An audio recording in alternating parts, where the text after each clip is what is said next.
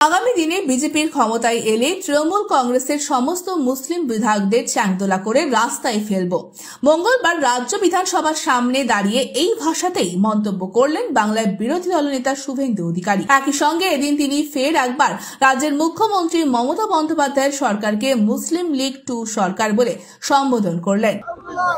আপনি ভাবলে অবাক হবেন, শান্তিনিকেতনে বসন্ত উৎসবকে অ্যাডিশনাল এসপি বলছে শুক্রবার আছে বিশেষ দিন, তাড়াতাড়ি শেষ করতে হবে, দোল শেষ করতে হবে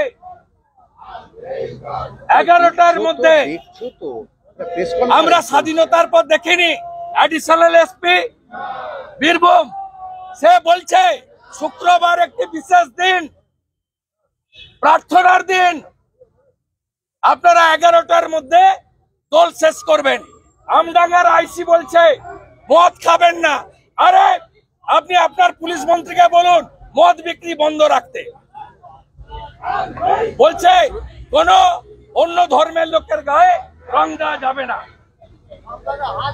সাম্প্রদায়িক পুলিশ, সাম্প্রদায়িক সরকার, মুসলিম লীগ 2, মুসলিম লীগ 2, মুসলিম লীগ 2 উপড়ে ফেলবে বাংলার হিন্দু জনতা। পড়া না, বেপরোয়া, অসাংবিধানিক, অধ্যত্ত। এই কাজ কেজরিওয়াল করেছিল।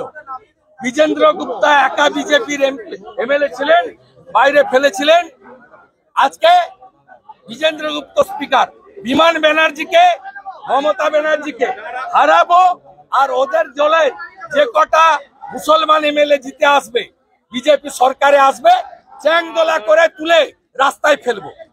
এই রাস্তায় ফেলবো, এই রাস্তায় ফেলবো, 10 মাস পরে এই রাস্তায় ফেলবো।